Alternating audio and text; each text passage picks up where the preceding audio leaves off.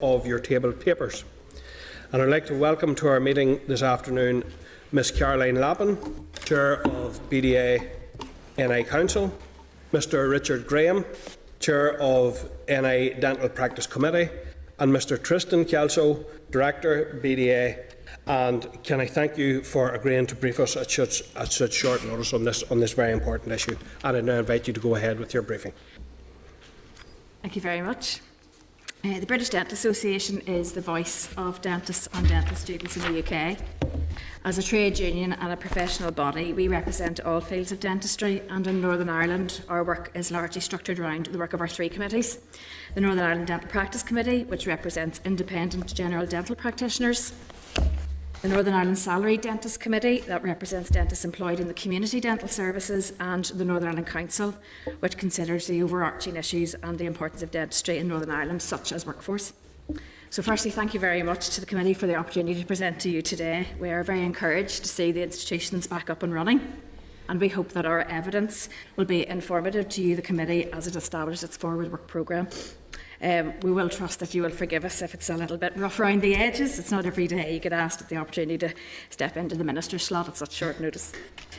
So members will be aware that we wrote to the committee on the 16th of January to set out in broad terms some of the key health challenges impacting dentists and oral health provision at this time. Those issues highlighted included oral health strategy in Northern Ireland, remuneration, community dental services, morale and motivation within the dental profession. And we intend to speak on those today, and also on financial mitigation measures for general dental practitioners in response to the coronavirus issue. It's everywhere. In terms of the oral health strategy, at the outset, improving the population's oral health is at the very heart of us in the BDA and our mission. As healthcare professionals, dentists are fully committed to delivering the best possible care for our patients, often in less than ideal circumstances. It may come as a shock to some of you that in 2017-18, 4,724 children in Northern Ireland underwent the trauma of having 23,035 teeth extracted under general anaesthetic. Over 20,500 of these teeth were deciduous or baby teeth, and that rate is 3 times higher than the pro rata in England. By age 15, just under a fifth, or 19% of children here, can be considered to have good oral health. And according to the most recent child dental survey figures, 21% of 5-year-olds eligible for free school meals here have severe or extensive tooth decay, compared to 11% of other children of the same age. And that oral health inequalities gap widens further by age 15, when the figure is 12% versus 26%. So when you consider that poor oral health can have a considerable impact on a child's physical health, but also on their well-being, confidence, mental health, development, the incentive to tackle this wholly preventable disease should be great. However, the existing oral health strategy for Northern Ireland dates back to 2007. We see a need for an updated strategy to put in place a fresh vision for oral health, one that is wholeheartedly focused on delivering better outcomes for our population, and which recognises that oral health is directly linked with our overall health and well-being. In October, BDA, we held our Oral Health Matters Summit in this very building, and we were delighted that the Chief Dental Officer then announced the setting up of 2 oral health options groups that would take forward policy options for children and the elderly. However, 5 months more have passed, and these groups have yet to meet. Indeed, we are unsure even when these groups will meet. In November last year, we also welcomed the Northern Ireland Affairs Committee's Health Funding in Northern Ireland Health Report, which devoted an entire chapter to oral health, and we aren't accustomed to receiving that level of attention in dentistry. That committee report concluded that the Department of Health in Northern Ireland should develop a new oral health strategy for Northern Ireland in collaboration with the dental profession, to be published in draft by early 2021. To date, the Department has been reluctant to accept the case for a new strategy, and we would urge this committee to add its support to its key recommendation. With regards to remuneration, as independent contractors, general dental practitioners in Northern Ireland have experienced significant real-term reduction to what they get paid to provide health service dentistry over the past decade, estimated in the region of a 30% pay cut for practice owners and 39% for associates. This is as a combination of public sector pay caps of 1%, while the costs associated with delivering health service dentistry have gone up at a considerably higher rate, which is no different to health inflation anywhere. At the same time, the removal of commitment payments to general dental practitioners, previously worth in excess of £3 million per annum, has added to this cumulative impact. Put simply, in the view of our General Dental Practice Committee, current health service dental fees are simply not sustainable. When you compound the situation with uplifts being applied late in recent years, very late, you can start to see that this impact is having a huge effect on small businesses in managing their cash flow. In terms of mitigation measures for coronavirus, the committee will be aware of the letter we recently sent to the Health Minister calling for the introduction of financial mitigation measures aimed at underpinning the sustainability of health service committed general dental practices. As the majority of health service remuneration is comprised of fee per item, any significant disruption caused by the impact of coronavirus could have devastating consequences at a time when practices are already struggling to be viable. This issue has been recognised by the Scottish Government and the Scottish Chief Dental Officer, who is proactively working on a programme of mitigation of measures for NHS practices there. To date, we aren't aware of any such mitigation measures for general dental practices in Northern Ireland, which is why we took the step of writing to the Minister and copying in this committee.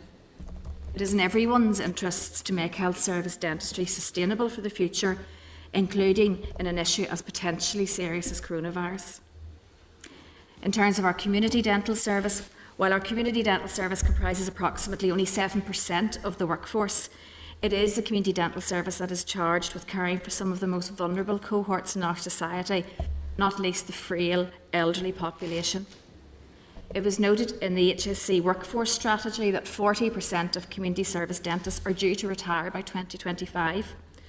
Last October, we received draft terms of reference for a CDS workforce review, which we accepted. Unfortunately, 5 months on, the CDS workforce review group has still not met. This work is vital as we seek to ensure the appropriate levels of skills are in place to meet the growing demand for the service, not least from a growing population that's also retaining more of their teeth into later life. On workforce issues, I could mention the significant shortage of dental nurses that is negatively impacting in general practice, a significant pay disparity issue for our hospital dental trainees, and that issue is being progressed through the BMA, the lack of resource available within the department to progress in dental policy. In terms of morale and motivation, according to a recent study, only 14% of dental practitioners in Northern Ireland rated their morale as high or very high, the worst in the UK. Ultimately, what we hear is that practitioners do not feel sufficiently valued by the Department of Health. This is perhaps not surprising when, on the evidence, it appears that oral health has not been a top priority for this department over the recent years, and we hope that this can change. Finally, I want to dispel the myth that oral health is somehow in competition with priority issues like cancer. The evidence is increasingly showing that good oral health can result in improved health outcomes for other important areas. We want to be seen as part of the solution in prioritising a shift towards prevention. In closing, we accept that considerable improvements have been made to oral health in recent years. However, we need to put in place a strategy that can map out how we can make further improvements going forward. Getting the children's and the elderly's oral health groups, options groups up and running would be an important step. Getting on with the CDS workforce review, including oral health in overarching departmental policy, and putting in place steps to ensure we will continue to have NHS dentists into the future are key. Thank you for your time, and we're happy to take questions. Okay. Thank you very much for that presentation, and very interesting. I have to say that I would have had a general awareness of the impact of oral health on overall physical health in particular. But given that, I was shocked to find out recently that the greatest number of admissions of children to hospital are actually related to oral health. And given that being the case, then, what is your assessment of why the department are not prioritising, let alone not bringing forward a new strategy? Surely it's an imperative. As you've rightly pointed out, the most common reason for a child to be admitted to hospital throughout the UK is for extractions under general anaesthetic. It seems that within the Department of Health, oral health has slipped down the agenda, perhaps due to there are other issues, but the issue of children having to attend at a young age for general anaesthetic extractions has such an impact on their life moving forward, and this is a wholly preventable disease. We are aware that the headline figures can show that there is an overall increase in good oral health in the population, but what that is hiding is the massive quality issue that lies underneath. In my own job, I carry out these general anaesthetic extractions, and we are constantly seeing that good children with good oral health are improving, but that cohort is getting worse. So those children who are living in areas of social deprivation, they're getting multiple teeth out. It is unusual for me to go to a theatre session and take 3 or 4 teeth out. Last week I took 14 teeth out on one child alone. You know, these areas of inequality are continuing. The dentistry within the department, I don't think it's wrong to say, has a very small presence. And at the minute, because there's really only the chief dental officer in the department, there is no presence just at this moment in given time. So we are slipping down the radar, and within the BDA we are doing our best to bring these issues onto the table and to the agenda in the absence of having that representation of more bodies within the department. And also, you have to remember that these are indicators for other areas, in that these are the first children, there are too much sugar in their diet, they're going to have obesity, they're going to end up in the type 2 diabetes epidemic. So, you know, this is early pointers. If you intervene at this stage, you can help so many other areas. Okay. Pam, were you looking to make a point on that? Yeah, it was really just on your point, Chair. I'm kind of thinking, and you just touched on it there, the link to obesity, and obviously this is it must be massively an education issue in particular. But is there also an effect on the statistics? Because I don't know what stage it changed, but at some stage in the past, dentists used to be able to extract teeth locally in the surgeries with general anaesthetics. Yes. General Yes. anaesthetics But were now removed. you've got to be admitted. Yeah, they were moved out of general practice. 2001. Yes, I was going to say about 2001. 20 years ago. Yeah. I know how old my children are. Yeah. Yeah. And it's also, I mean, general practitioners can sometimes use relative analgesia, gas and inhalation sedation sometimes, but because of regulation, it's getting more and more difficult to do that. So more and more is ending up with a community service and the general anaesthetic. And the costs to general anaesthetic in secondary care are phenomenal. I mean, if we spend a penny, you know, we'll save pounds down the line in prevention. Thank you. An issue that's been raised with me recently in relation to smaller sort of rural hinterland dentistry. There's been an issue raised with me around payments not being processed or a withholding of a percentage, and that they feel that that's impacting their cash flow. But also it has been said to me that they feel, it feels like, or they believe that they're almost being pushed down the road of going private. Would that be a concern that you share? Because certainly we would be very concerned if there are motivators here being used to drive practices down the route of private, because it's already difficult enough to access service. So what's your view on that? I can see them both looking to me for this.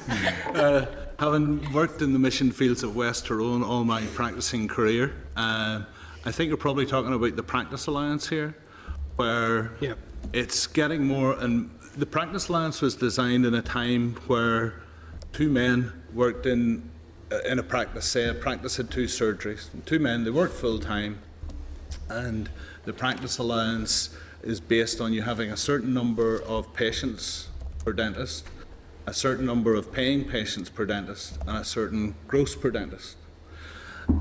It makes no allowance for part-time working.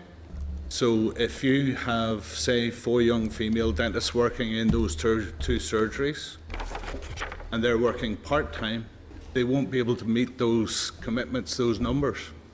So the 2 practices could be identical, but because instead of 2 full-time workers, you have 4 part-time workers who are all counted in the figures as full-time, then you lose 7% of the gross income to your practice.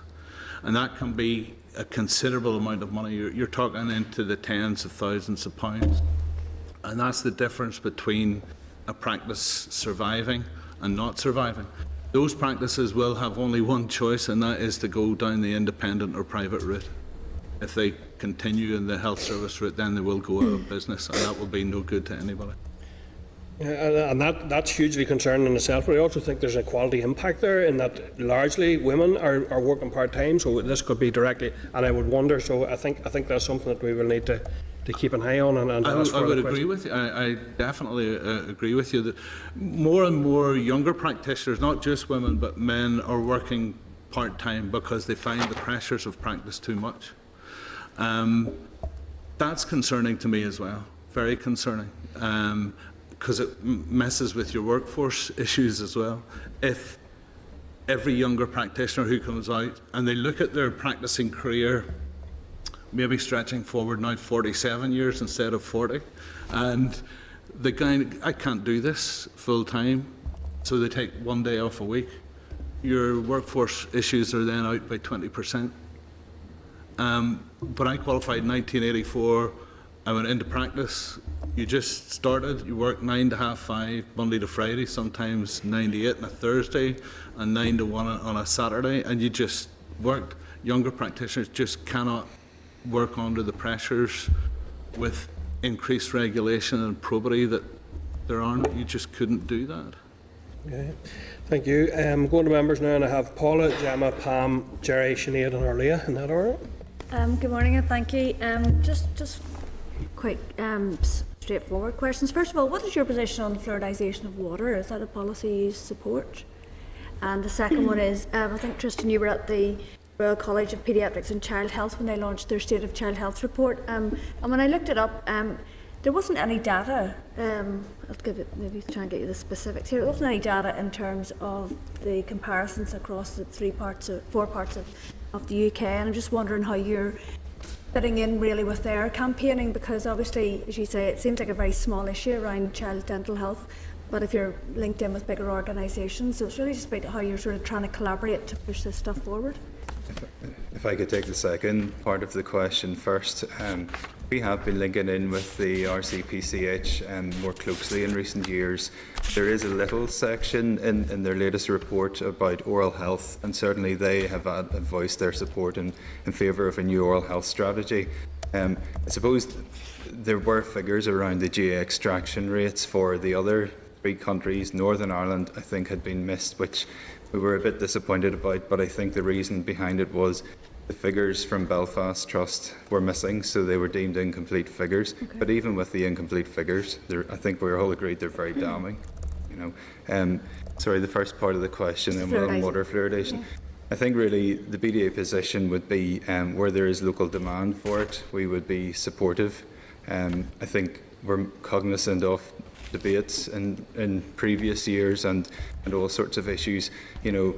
It's being done, the evidence base seems to be there, to back it up, but I think we wouldn't be leading on that particular issue, but certainly if there was strong support, consensus, we would be backing that and happy to help where we could. I think the World Health Organization said it's the most cost-effective health measure that anybody can do to help our population. We've always been in favour of fluoridation, and we always will be. I've always believed that the only way you get fluoride in the water supply is for dentists to come out against it on the grounds that it will put us out of business. Governments come out against it on the fact that it's too expensive, and then we prove that it's an aphrodisiac. In terms of fluoride, Paula, it's a very good question, because fluoride is the one evidence base in dentistry that nobody seems to argue with. We know the effect of fluoride toothpaste, in the scientific journals has proven to be so good. In terms of fluoride and use within Northern Ireland, as part of the transformation monies, there were 2 fluoride varnish projects that got underway throughout Northern Ireland, looking at vulnerable groups in society. So the application of a very strong concentrated fluoride varnish, which is a prescription-only medication, and that application up to 3 or 4 times a year, depending on the risk factors for the patient as to how likely are to get decay. So those were 2 transformation-funded projects which were taken forward for children and taken forward for the elderly. The other good thing about these projects in terms of transformation was it was a way of making our workforce work differently, because dentists, we're not going to argue, are the expensive part of the workforce. So as part of the transformation, it was upskilling dental nurses to be able to give them accredited course and qualification in order to apply this varnish. The projects were up and running through the community dental services in Northern Ireland, and unfortunately the transformation money was lost at the end of year one, and those projects disappeared overnight. And they were transformative. They had the potential to make a real difference for vulnerable groups of patients, and we lost them overnight. Sorry, Chair, just come back. I'm very sorry to hear that, actually, because that's the sort of longitudinal stuff that you need. You need a good number of years to see the impact. So I think it's something we could certainly, well, I'll certainly follow up on. Thank you. That is one of the problems in that health is a generational thing. You don't get immediate results. You have to, doing this for 1 year was a waste of money. I know. You need to do these for generations before you notice impacts and differences. Okay, thank you. Thank you. Gemma? Thank you. Thanks very much for coming in. Pam touched on this earlier about it's obviously an education issue in terms of the younger children's dental health. What do you see as a way around that? Like, I know whenever I was in primary school, I remember, I think it might have been a dental nurse coming out and showing us how to brush our teeth, but obviously things are a wee bit tighter now and that can't happen. So what do you see as a way around that? And as well, why is there a shortage of dental nurses now? Is it lack of facility or lack of training places, or is it nobody wants to be a dental nurse, or is it the wages? Or? Okay. You could take the dental nurse and come our expert in dental nurse training. So first part, you're absolutely right. We had what was called the school nurse, okay, or the school dentist rather, and I'm old enough to remember the caravan rocking up at the school, and we'll just leave it at that. So there are changes. There are changes in the way things have been done. So that would have been done through the community dental service, and we were very much known as the school dental service. But our resources have not increased. As I said previously, we're 7% of the workforce of dentistry in Northern Ireland, and we are at the minute being left to deal with the tsunami of our older population who are retaining teeth, which is the good news story, are retaining teeth into later life. The way that dentistry is funded and paid for in Northern Ireland is through the fee per item service for general dental practitioner colleagues like Richard. They are unable to run a business effectively and care for the rest of their patients by looking after medically complex older people with comorbidities who are difficult to treat, take longer to treat, and have a lot more issues. So they are automatically falling into the community dental service. So a lot of those other programmes that we were involved in years ago fell away. The only evidence-based oral health prevention programme that is funded in Northern Ireland is what's called Happy Smiles, and that is targeted towards preschool children in Northern Ireland. But again, it's only targeted towards, at the minute the funding's only there so that we are able to deliver it to the 20% worst wards in Northern Ireland. The plan through the Early Intervention Transformation Programmes, the EITPs that some of you will be aware of, was that the Happy Smiles project would be rolled out to reach every preschool child in Northern Ireland, and we have been left out of that, and that hasn't happened. Okay. The dental nursing part, you're right. I mean, dental nurses do still come out to our practice. The preschool groups, we trained one of our nurses in dental health education. So she's asked to go out every year, and we just do that. It's part of a community effort that most dental practices would do. If anybody asks if we have the spare capacity, we'll do it. We don't actually get any pay for doing it, so it is a community thing, and we believe we're part of a community and we should do that. The problem with dental nurses goes back to when dental nurses were first registered by the General Dental Council. I can't give you the date, but it's many moons ago. They decided to grandmother all the people without a qualification onto the register. And that group of dental nurses is coming through as a whole sort of cohort, and they're going to fall off the other end. The problem is we're not training the dental nurses who can now only get onto the register with a registered qualification. We're not training at this end. We've actually recently found out, and one of the problems with this was there's a National Education Board for dental nursing who run one of the training programs, and we didn't realise that they hadn't, Tristan might have to correct me, they hadn't registered with the appropriate body their qualification in Northern Ireland. So then the Department of Skills and Education can't fund that. So nobody kind of knew this. The training was being funded through the practices, and the practices find that's very difficult to do, because if you imagine you have a certain budget for dental nursing, and if you have training as part of that budget, it is quite expensive to put somebody through the examination. At the far end, they'll come out and go, I'm qualified now, I want a little bit more money in my pay packet, and you kind of go, well, I've just spent all that money training you. The practice down the road who never trains dental nurses says, we'll pay for you. We'll give you a little bit more money. Okay. So you're only going to train one person through that route and lose them. You're not going to do it 2 or 3 times. Just if I could quickly add, yeah, the NEBDN isn't accredited under the apprenticeship scheme. So we had recent meetings with the Department for Employment, Department for Economy, and they said, I think at this minute there's only 14 sort of recognised dental nurses training under the apprenticeship scheme. So only the City and Guilds is recognised. So there's an issue there maybe about accreditation and seeing if we can rectify that. We're in very early, we've just learnt of the problem and a possible solution, so we're in very early days trying to sort it out, but it kind of is getting a bit more acute. Can imagine. Yeah, thank you. Thank you, Gemma. Pam? Thank you, Chair, and thank you for your presentation. Just kind of, it strikes me that when I mentioned education earlier, certainly my children are long grown up, but I know that my eldest child, I refrained from giving him as a baby for the first year of his life anything other than milk or water to drink, and avoided sweets. And to this day, he is the one with the least, fewest issues with teeth. That has got to be a vital piece of information that has got to go out there to expectant mothers, so that they know, just because the teeth haven't arrived yet, that there is a severe impact on what you put into your baby's body.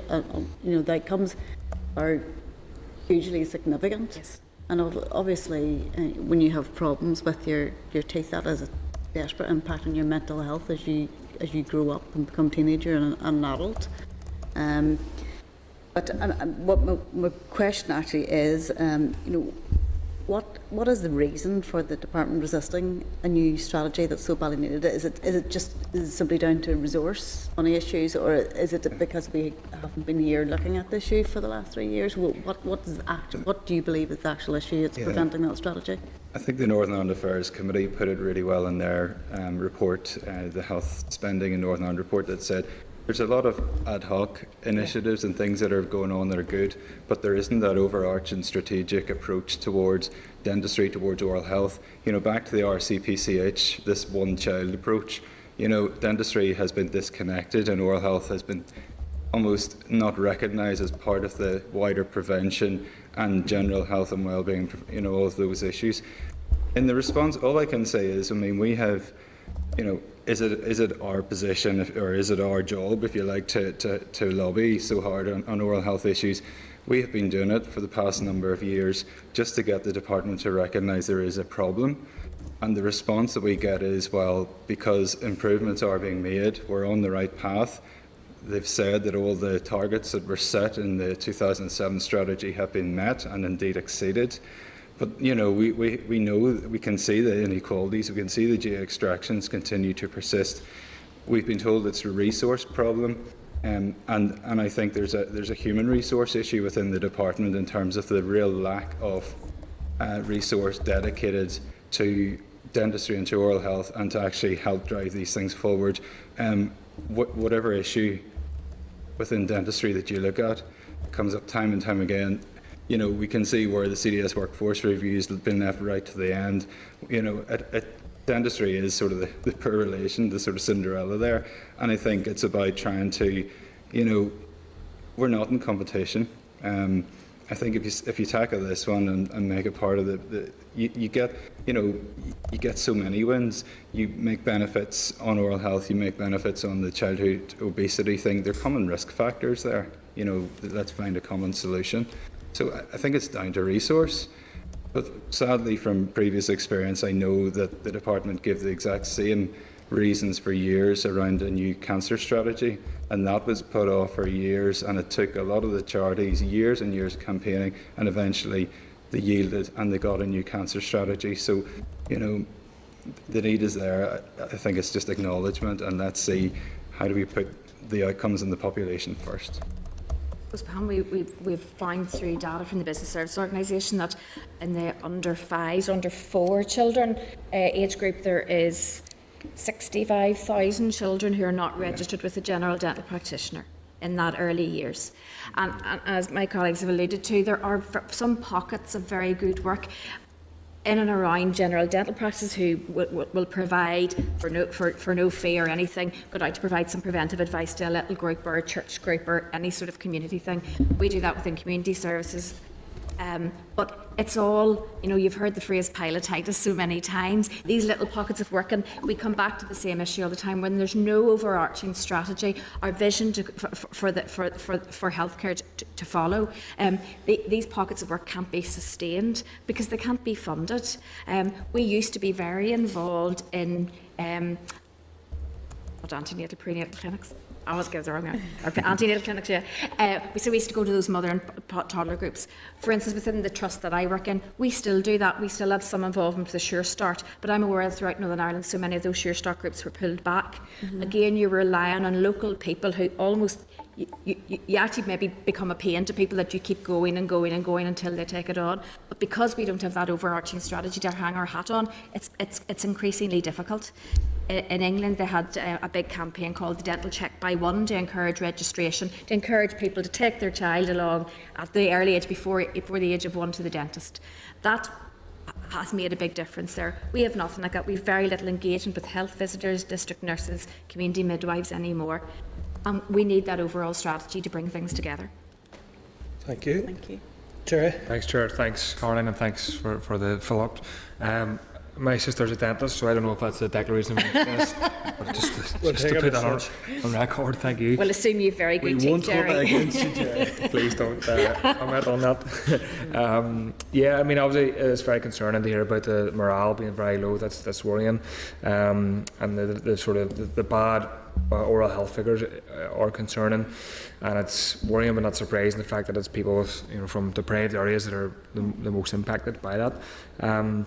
Two real questions. The first is, have you done any, I know you're very overstretched and working very hard, but has there been any research done about the impact of universal credit on dental health? Because I'm aware of one case in particular in my constituency where somebody had to fill out, I think it's a HC1 form, and they didn't know that form existed, didn't know what to do, and as a result they were charged quite a bit of money for the dental work. So I mean, I'm concerned if there's another barrier put in place for people, it could lead to an increase in already bad oral health sort of figures, and I just want to ask you any comments on that or any research on that.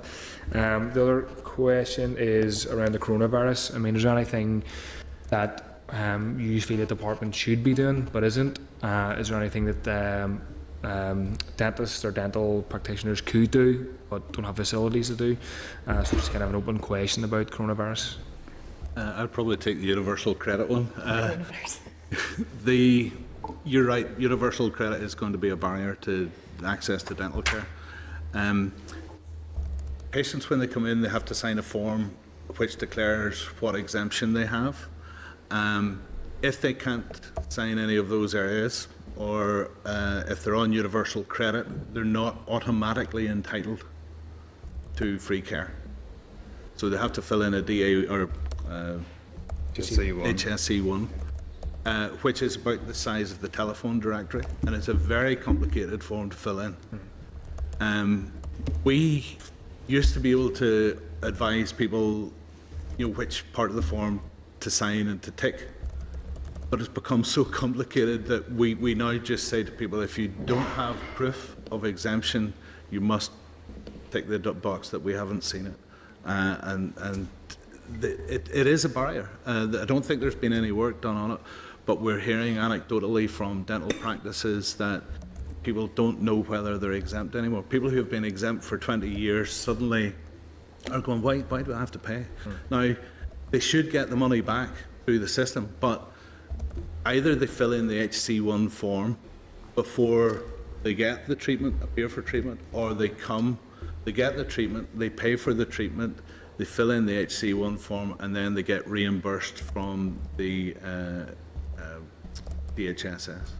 Just on my concern is twofold: the fact that it's so big, and the fact that I think a lot of people don't know they have to fill it out. So, Yeah. I mean, No, absolutely. absolutely. It's one thing putting the barrier in place, the big booklet, Yes. but also people not knowing that they have to do it, and who does that for them if they're not able to. It's very concerning. Chair, if I could maybe add to that, I mean, through the office, we have had calls from practitioners who, people who present and they aren't aware that they should have the certificate with them, and they're just cancelling their appointments and they're going home. And, there seems to be an awareness issue that you need the certificate before you kind of come along for your treatment.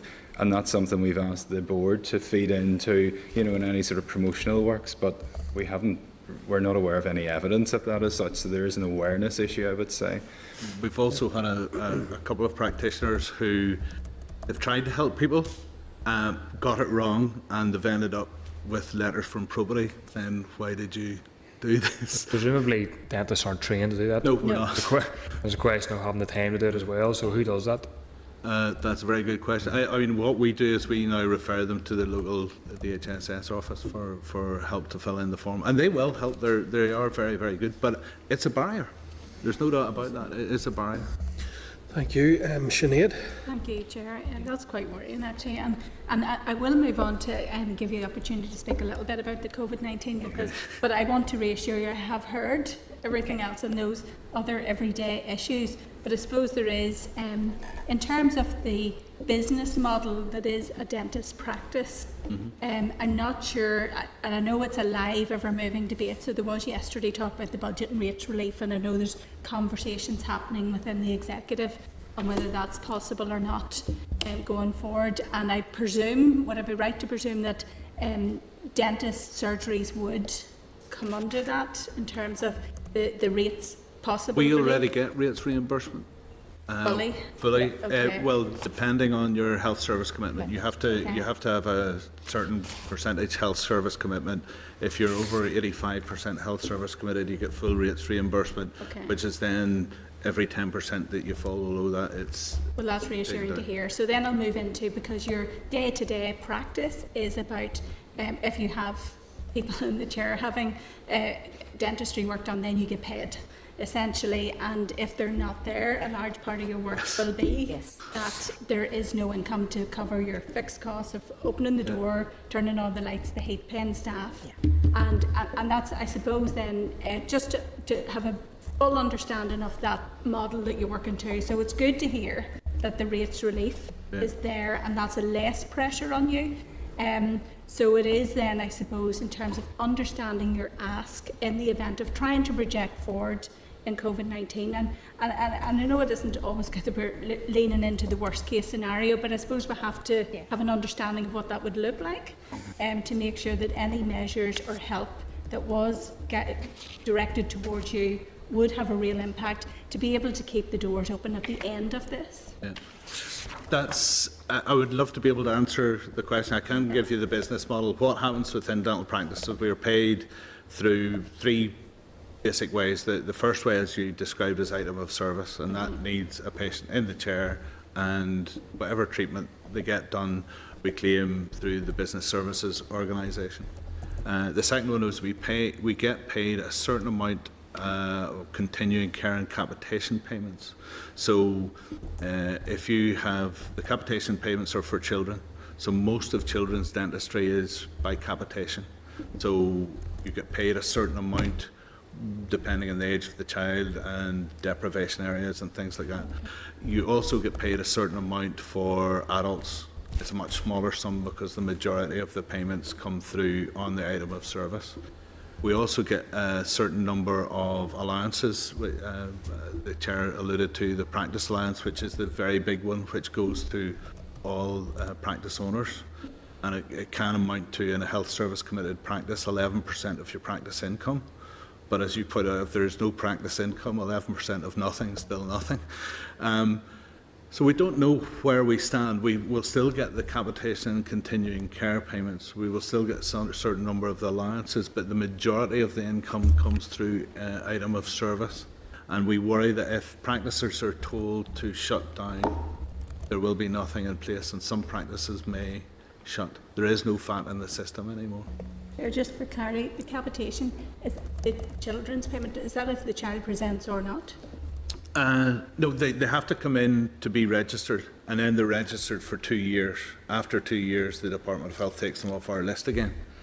So you have to come in at least once every 2 years to remain registered. Scotland has a slightly different system in that it's like the doctor, you're registered for life. The capitation payments go down if you haven't presented at the dentist within, I think it's 3 years. Thank you. Orlia. Thank you, and thanks for the presentation. I just wanted to ask, so the rationale, the issue come up in the chamber a few weeks ago. We had asked a question to Robin Swan around a renewed strategy for oral health. So part of the rationale the department is given was drawn it back to know that the targets have been met from 2007. There has been improvements. But it was just interesting when you had mentioned that 65% of under fours that aren't registered with a dentist. So it would just be interesting to probe that a wee bit more, because of the department saying, based on a 2007 strategy, that they are meeting the target, are they meeting the need, and that's the important thing that we need to focus on, particularly around the health inequalities that deprived areas are already, suffering so much as a result of that. So the question then was around the working groups that you had mentioned. So there's working groups that have been set up, or that you're waiting for them to be set up around young people and the elderly. So if you could just tell me a wee bit more about those working groups, why they aren't in place, if that's the case. I'm not sure who would chair them. Is there a way of maybe, even in the interim, while you're building up, hopefully, to getting a new strategy, is there any steps that can be taken now to help in the short to medium term? And just the final thing as well, as others were speaking, it was in and around the role of the Department of Education.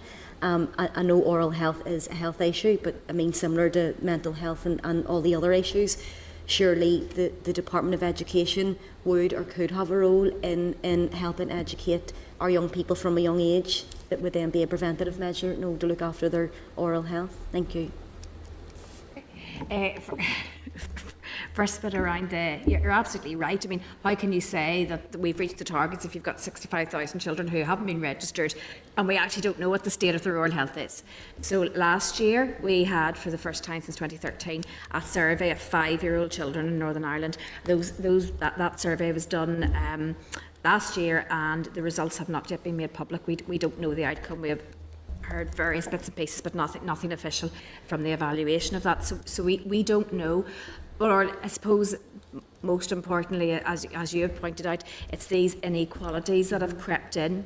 And I would probably say that the dental landscape and the population demographics in 2020 are very different to what they were in 2007. We're talking about our children, but that doesn't take into account the massive change in that 13 years that has taken in the increasing elderly population in Northern Ireland. We have adult dental health surveys. Interestingly enough, the dental health surveys in the UK do not examine residents in care homes. So that rising group of population of people with teeth aren't even represented in those adult dental health surveys. So the reality is that the scientific evidence, which we were sitting in listening to the Minister refer to the evidence about science for COVID-19, if we don't have that scientific basis to refer to, we don't really have anything of which to plan for. And that's why, as an organisation, we have been pushing so hard about getting this overall oral health strategy. There has been huge resistance to a strategy for reasons that Tristan has outlined that we believe are there. I suppose the oral health options groups were given to us as a method of starting to address those two particularly vulnerable groups. But those groups are under the chairmanship, as far as I'm aware, of the Chief Dental Officer. And those groups will not, we have been informed, be going ahead whilst the Chief Dental Officer is not currently at work. The terms of reference for the groups have not been made available. The BDA have representation on the groups. The groups are very small, but the Chief Dental Officer had overall say on the representation of the groups. I could just briefly add, I mean, the groups in essence are ready to go, and one of the meetings, the elderly one, was to have happened tomorrow, and unfortunately it was cancelled due to the illness of the Chief Dental Officer. But there's a wider issue there. You know, the work needs to be able to continue in the capacity within the department, regardless of individuals. You know, the work's got to go on, and these oral health options groups, we would love to see them set up. You know, as soon as possible. I think the right people are identified. I think it would produce really good results if we could just get these going. We did offer to write the oral health strategy for them. Okay, thank you. And in terms of the older people who mentioned there, what about the older people in care settings or residential settings? How is oral health measured, or how is oral health delivered in that demographic? Well, I suppose there's two issues there. There's the oral health delivery and then oral health measurement. If we look at oral health delivery, first of all, as I alluded to, the demographic of patients in Northern Ireland is substantially changing, and there are patients who are still able to attend their general dental practitioner. But largely, or more and more happening, are these patients are, like my father, in a care home, where access to care is particularly difficult. So the community dental service, which only comprises less than 90 dentists, the assessment of patients and providing oral health advice and prevention is falling to the community dental service, and we are stretched beyond belief. Within the South Eastern Trust where I work, we have over 105 homes in Northern Ireland, and I have a head count of 17 dentists. You know, you don't have to be able to do the maths to figure out that we need to increase our resources, or else adequately fund our colleagues in general dental practice, because the reality is community dental services cannot take all of this on. So that's the provision of care, which is patchy. The other massive problem that we have in relation to care homes, Chair, is the fact that oral health is very far down the list of priorities for staff within care homes. We see this time and time again, and there are lots of reasons today. One of the reasons cited is the rapid turnover of staff within care homes. Healthcare assistants leave jobs rapidly. We as a service try to provide training where the care homes give us access to provide that training, but it's very often my staff will turn up to provide training in a care home, and one healthcare assistant turns up and they're pulled away after half an hour. And how does my father, your relatives in a care home, how are they being catered for? Most of them are unable to manage their own oral hygiene and cleaning. So there's a massive gap there, which through the Elderly Oral Health Options Group, we were hoping to be able to address in terms of looking at, hopefully, the community dental force workforce, which again has been delayed also, and looking at ways in which colleagues through general dental practice, where the majority of dentists are based and the majority of dental service staff are based, are able to be remunerated sufficiently in a way to promote prevention, and also to go in and look after these patients and provide the treatment. Because the reality is, when an elderly person with teeth enters a care home, it's like falling off the edge of a cliff. And just from a general practice point of view, I have always done domiciliary visits throughout my whole career. The first one I ever did was in 1984 in a care home in Dungannon, where there were 20 residents and one standing tooth between the 20 residents. If I went into the same equivalent care home, at least 19 of those residents would have some, if not most, of their own natural teeth. They have very heavily filled dentitions. We unfortunately am part of what they call the heavy metal generation, and it's not to do with music. They have crowns, they have bridges. Some of them have implants now, and those need a lot of looking after. And if they're not looked after, they go downhill very, very quickly to a situation where the treatment is almost certainly a general anaesthetic and clearances. Again, it's where if you spend a penny on prevention and training, you'll save pounds down the line, because those patients are really, really difficult to treat when you let them get into that state. So you stop them getting into that state. I still do quite a few domiciliary visits, and when you go into a care home resident's room, it's like entering a sweet shop. We need to get something out of the Northern Ireland psyche that every time you visit a relative, you have to bring them a sweet treat.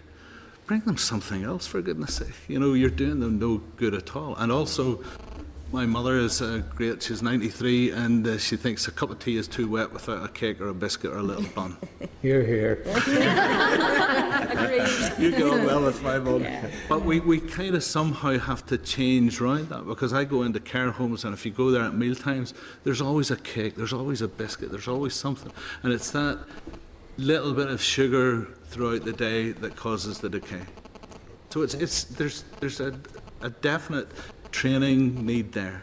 The skills are there, Chair. Our fluoride varnish project, which I told you about, I mean, it had the potential to make things longitudinally different, but there's nothing going to work overnight. But there's all stakeholders involved here, particularly in relation to the elderly. It's the dental service, but much wider. It's the care home providers. It's RQIA, the inspectors. There's a minimum standard there for oral care, which on the vast majority of RQIA inspections are not looked at. Also, that's just a real missing link. There's a barrier. One of the members of one of our committees on Friday who did domiciliary visits to care homes. Because he was one of the few who was doing it, he got a probity inspection because he was an outlier and he was doing more of these than anybody else. And I said, look, these don't make me any money at all. I'm doing them because of a community service, but if they're going to get me a probity investigation, I'm going to stop doing them. So you have these stupid barriers in place.